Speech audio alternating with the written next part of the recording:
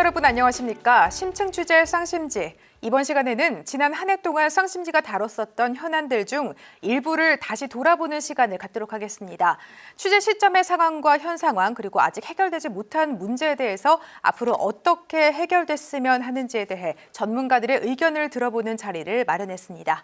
스튜디오에 함께 이야기 나눌 두 분 모셨습니다. 먼저 한성대학교 공공컨설팅학과 하충렬 교수 자리하셨습니다. 반갑습니다. 그리고 법무법인 디딤돌 박지훈 변호사 자리하셨습니다. 안녕하십니까? 안녕하세요. 네, 먼저 현재 가장 화제가 되고 있는 경기 지역 현안을 만나보려고 합니다. 바로 경기 분도론에 관한 내용입니다.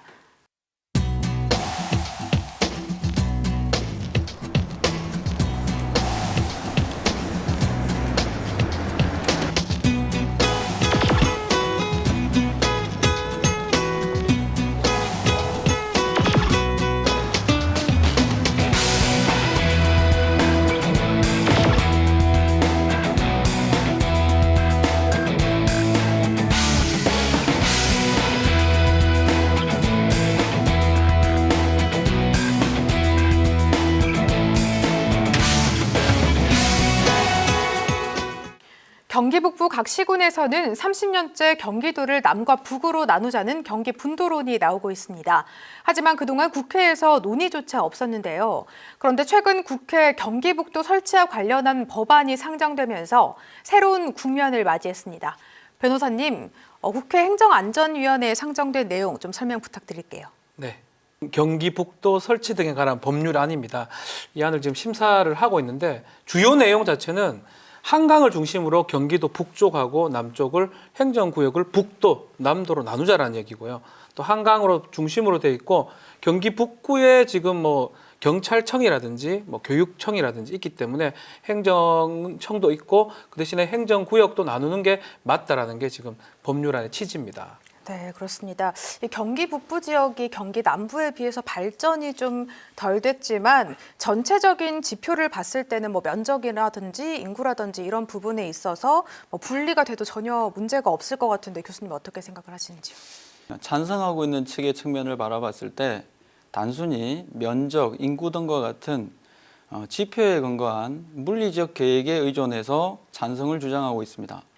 그러나 실제로는 복합적인 현대 도시 문제를 해결할 수 있는 측면에서 경제나 소비, 위락 등과 같은 활동 기능을 중심으로 사회 경제 계획이 포함된 도시 계획을 바탕으로 분도론의 타당성을 주장하는 것이 바람직하지 않나 이렇게 생각이 듭니다. 아무래도 정부 지원금도 증가할 것이고 이 분도를 주장하는 사람들한테는 굉장히 다른 많은 이유들이 있을 것 같은데 만약에 분도가 될 경우 어떤 점이 가장 좋아질까요, 교수님? 경기 북부가 분도가 되면 자체적으로 발전 계획을 수립할 수 있고 또한 각종 규제에 대한 극복 방안을 수립할 수 있다는 이점은 가질 수 있겠습니다.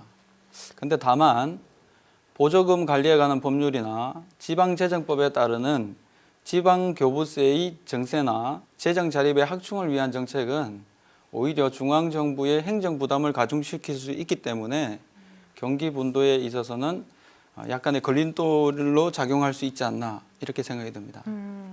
군사시설 보호법 이런 각종 규제들에 대해서 얘기가 많잖아요. 변호사님 혹시 분도가 될 경우 이런 법적인 규제가 좀 달라지는 점이 있을까요? 그렇죠. 사실은 경기 북도 같은 경우는 지리적 특성 때문에 지금 군사시설 보호법을 적용을 받아요. 네.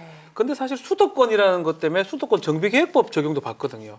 남부 지역은 수도권에 좀 해당한다 하더라도 큰 문제가 없는데 북부 주민들 입장에서는 우리가 수도권이긴 한데 그렇게 생활이 좋은가 또 이렇게 생각할 수 있고 그렇다면 또 군사시설 보호법이라든지 이런 가중적인 적용 둘 중에 하나만 받으면 되는데 두 개 다 중첩적으로 적용을 받다 보니까 사실은 더 소외되는 아니면 법적으로 열악할 수밖에 없는 상황이고 만약에 북도 남도로 나눠진다 그러면 북도는 군사시설 보호법만 적용되고 남도는 예컨대 남도는 수도권 정비계획법만 적용되고 이렇게 획일적으로 하지 않고 차별적으로 적용될 수 있다는 점에서는 유리한 측면이 있다고 봅니다. 네. 이번 분도론이 이제 35년 만에 국회에 상정돼서 논의가 되고 있는데 문재인 정부의 지방분권 공약까지 겹치면서 좀 현실화의 무게가 실리고 있는 모습입니다. 그런데 분도를 반대하는 의견들도 있습니다. 아까 교수님이 말씀하셨듯이 지방 재정의 압박으로 불균형이 더 심해질 수도 있다는 그런 의견이 있는데요. 어떻게 보시나요?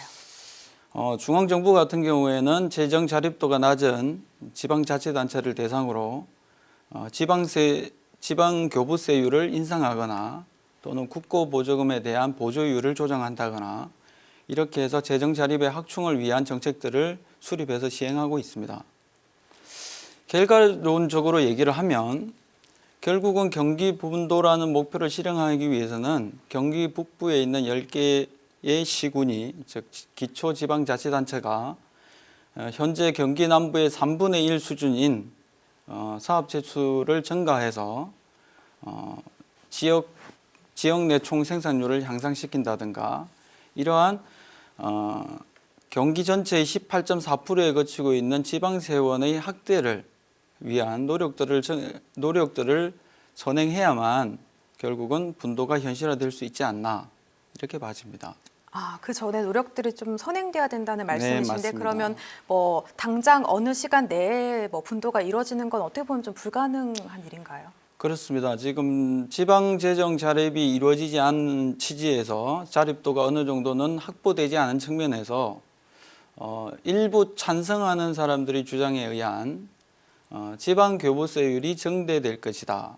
그런데 지방교부세라고 하는 것은 국세 중에서 25%를 지방재정 자립을 위해서 중앙정부가 지원해 주는 걸 말하는데 이 부분 역시도 그 지역 내에서 거둬지는 국세의 25%를 말하기 때문에 결국은 세수를 정대시키기 위한 사업 채수를 증가한다든가 또는 산업 구조를 변화시킨다든가 이런 것들이 선행이 돼야 정부로부터 지원받는 지방교부세율도 지방교부세의 금액도 증액이 될 수 있다. 이렇게 말씀드릴 수 있겠습니다. 오랫동안 논의돼 온 경기 분도 문제 2018년에는 어떻게 진행이 될지 기대해 보겠습니다.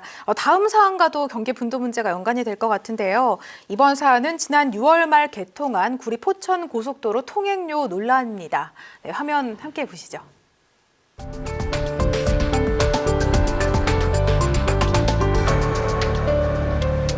주민들은 굉장히 깜짝 놀라는 거지. 도로는 나서 좋은데 요금이 너무 폭탄 요금이 되니까. 통행료가 비싼 바람에 시민들이 정말 분노에 차 있고 반드시 이것을 해결해 달라는 그런 열망으로 지금 가득 차 있습니다. 일어나라! 일어나라! 일어나라! 일어나라! 어떻게 생각하시길래 맨 마지막에 생긴 고속도로가 이렇게 비싸야 되나 라는 생각에 정말 너무하다라는 생각밖에 안 듭니다. 민자고속도로라고 하지만 상당한 양의 재정이 투입이 되기 때문에 사회적 공공재니까 거기에 걸맞는 요금 책정이 필요하고요. 국민들이 고마움을 느끼는 고속도로가 돼야 되는데 타면서도 첫째 너무 비싸다. 둘째 너무 불편하다. 이것은 그동안 우리 고속도로 정책들이 상당히 잘못되었다.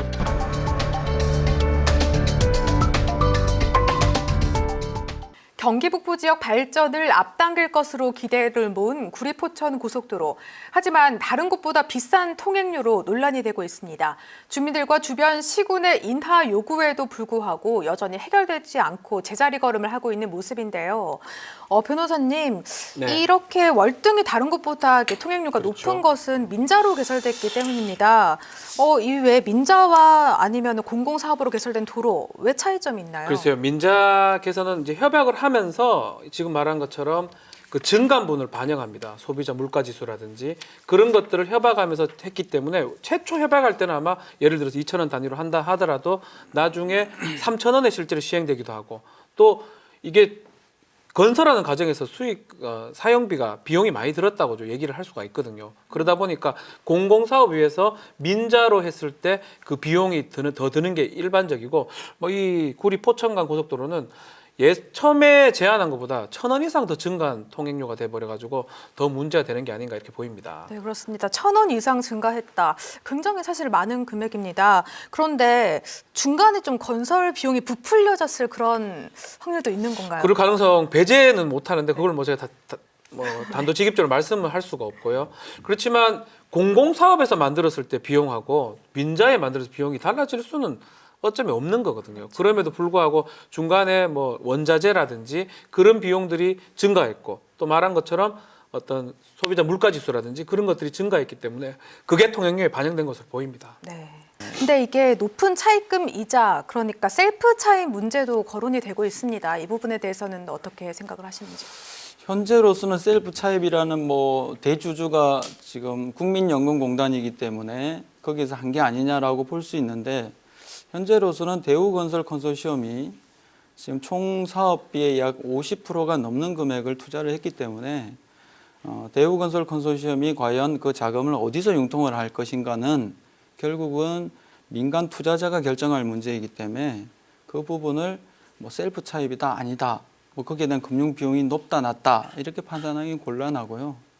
아까 공사비가 부풀려졌을 가능성에 대한 문제 역시도 약 당초 사업비 2조 5,900억 원이었는데 최종 사업비는 2조 8,700억 원이었기 때문에 그 정도 늘어난 부분에 대해서는 과연 이게 이제 공사비 때문에 늘어난 것인지 방금 말씀하신 자금의 재조달에 따르는 금융 비용 때문인지 이 부분은 조금 더 살펴봐야 될 필요성이 있다고 봅니다. 네.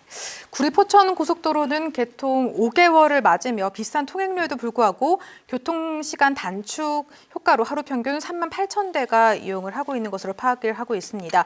하지만 시민들은 여전히 비싼 통행료 때문에 골머리를 앓고 있는데요. 한번 인터뷰 들어보실까요?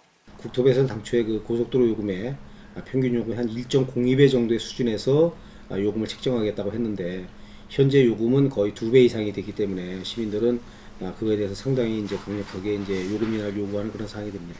네. 예, 그래서 저희들도 시민들의 의견을 존중해서 저희가 시민의 그 요금 인하 서명도를 국토부에 전달을 하였으며 또한 국토부에서도 그 의견에 대해서는 어느 정도 공감을 해서 저희 그 구리포천의 요금 체계를 한번 그 검토를 하는 걸로 해서 현재 그 검토 중입니다. 그러나 다만 이제 시민들이 당장 요구하는 것처럼 요금 인하가 바로 되기에는 좀 어려움이 있는데 시에서는 적극적으로 국토부 협의를 해서 요금 인하가 될 수 있도록 최선의 노력을 다하고 있습니다. 네, 구리포천 고속도로를 이용하는 지역 주민들은 서명 운동까지 펼치며 국토교통부에 통행료 인하를 요구했는데요. 하지만 국토교통부는 묵묵부담인 상황입니다. 교수님, 이처럼 실제 이용하는 주민들의 편의보다 또 그 민간 회사의 이익을 중시하는 이런 행정에 대해서는 좀 어떻게 보시는지요? 네, 앞에서 설명드린 대로 BTO 방식은 사업을 수행하는 민간 투자자 입장에서는 사전에 투자금 회수를 위한 수요자 예측이 중요하고요. 또 약정된 운영기간 내에 직접 시설 사용자에게 사용료를 징수해서 투자금을 회수하고 수익을 올려야 되는 이러한 투자에 대한 위험 부담이 크다는 게 특징입니다. 이러한 사안에 대해서 이미 타당성 분석을 거쳐서 민간 투자에 관한 경험과 학식을 가진 8명의 전문 위원들이 구성이 된 민간투자사업심의위원회를 통과한 그걸로 인해서 실시협약까지 체결된 사안에 대해서 아무리 중앙정부의 주무부처인 국토교통부라 하더라도 통행료 요금에 대한 어떤 실시협약상의 조건에 대한 변경을 강제할 수는 없는 것이 현실이라고 봅니다. 그런데 사실 주민들이 원하는 것은 통행료 인하입니다. 변호사님, 그렇죠. 방법이 없을까요? 방법이 없습니다. 사실은 민자하고 국토부하고 협약 실시를 한 거거든요. 실시협약 계약을 체결한 거기 때문에 계약서상으로 진행되는 부분이고요. 만약에 뭐 이게 대기업이고 예를 들어서 뭐 독점을 했다 뭐 이러면 뭐 공정거래법이라는 이걸 투여를 할 수가 있는데 그런 상황도 지금 아닌 상황이고요. 그렇기 때문에 만약 정말 적용 자체가 잘못됐다, 통행료 그 책정 기준이 그게 아니라면 지금대로라면 통행료 인하하는 거는 권고는 할 수 있지만 강제할 수는 없는 그런 상황입니다. 예, 그 부분에 대해서 조금만 부연 설명을 드리면 기획재정부에는 민간투자사업분쟁조정위원회가 설치되어 있습니다. 그래서 이 민간투자사업분쟁조정위원회를 통해서 정부의 입장 또는 사업시행자의 입장 그리고 공익적 입장에 대한 부분을 적절하게 절충안을 수립을 해서 합의에 의한 통행료 인하를 접근하는 방식이 가장 최선이라고 할 수 있겠습니다. 강제는 안 되는 새로 거지만? 계약을 체결하는 거죠. 협약을. 다시 계약을 체결하는 방법은 있다는 말씀이시죠. 다시 협약을 해서 조정될 가능성이 있지만 그게 큰 폭으로 떨어질 가능성은 적어 보이는 게 사실입니다. 정말 아쉽습니다. 도로를 이용하는 주민들을 위한 정책인 만큼 주민 편의를 위해서 좀 더 힘써야 될 것으로 보입니다. 이번에는 쌍심지 취재 후 문제가 잘 해결된 사례를 만나보고자 하는데요. 구리 포천 고속도로와 인접해 있는 구리 갈매 단지에 대한 내용입니다. VCR 보시죠. 갈매 택지 얘기 모습인데 저희 갈매동 사람들 자세하게 설명을 드리고자 합니다. 여기 시장님도 계시고 우리 또 우장님 계시고 원상태 그대로 고객에게 신세계에서 가지고 왔던 교통 대책 자체가 말도 안 되는 거고 일단 지금 우리가 가장 문제가 되는 건 아이들의 안전이니 아이들의 안전을 확보시킬 수 있는 방안을 가져오면 내가 생각을 해보겠다.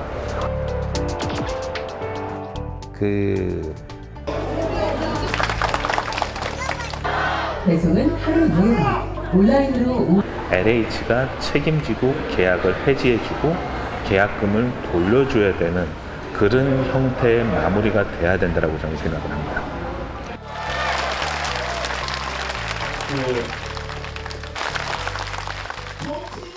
이 갈매택지지구처럼 자족시설 부지에 이런 대형 물류센터가 들어오는 게 괜찮은 건가요, 교수님? 당초에 구리 갈매 택지지구의 경우를 살펴보면요. 당초에는 허용되지 않았습니다.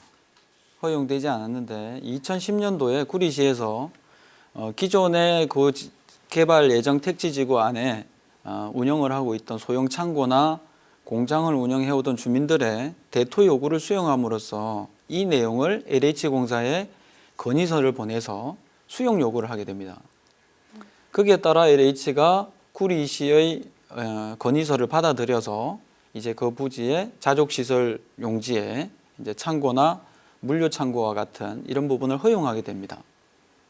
그렇게 해서 이 문제가 발단이 됐다라고 봐집니다.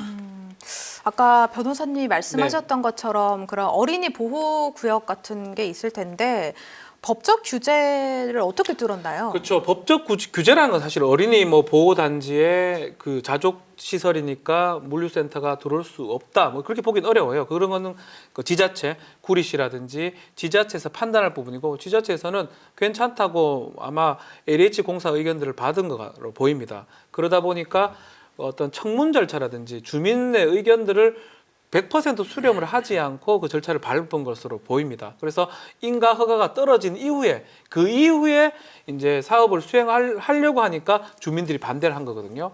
그러니까 주민들 반대에 부딪혀 가지고 결국은 이 허가 취소가 났다기보다는 LH하고 신세계 둘 다 포기를 한 상황이 돼 버렸어요. 그러니까 법적으로 제한은 사실 없는데 그 중간에 약간 좀 뛰어넘었지 않을까 저는 그렇게 생각이 좀 들어요. 갈매지구 해당 부지 당초는 주민들을 위한 시설이었다고 합니다. 그러니까 원주민들이 이용하는 공장이라든지 소규모 창고들이 들어올 공간이었는데 이렇게 대형 유통회사와 계약을 하면서 주민들 그리고 또 구리시와도 협의를 거치지 않았습니다. 시를 넘어서서 이렇게 계약이 이루어질 수 있는 건가요? 네, 이 부분에 대해서는 먼저 그 택지개발지구의 지정 절차를 조금 알아볼 필요가 있습니다. 택지개발지구를 지정하기 위해서는 우선 한국토지주택공사와 같은 이런 공공기관이 사전에 해당 지방자치단체와 사전 협의를 거쳐서 지구 단위 계획을 수립을 하고 이 수립된 지구 단위 계획을 국토교통부 장관에게 제출을 하게 됩니다. 그러면 국토교통부 장관이 이 제안에 대해서 필요성이 인정이 되면 기초조사를 실시하게 되고요. 그 기초조사를 통해서 인정이 되면 그러니까 택지개발지구의 필요성이 있다라고 판단이 되면 지구 단위 계획과 관련된 관련 서류를 지자체에 내려보내게 됩니다. 그래서 지자체에서 14일간 공고를 통해서 주민 공람을 실시하고 의견을 수렴하게 됩니다. 그런 이후에 국토교통부가 관계중앙부처와 주택정책심의위원회의 심의를 거쳐서 택지 개발지구로 지정을 하게 됩니다. 이러한 절차에 따른다면 구리 갈매지구 역시도 사전에 이미 한국토지주택공사가 구리시와 사전 협의를 통해서 지구 단위 계획을 수립했다고 봐야 되고요.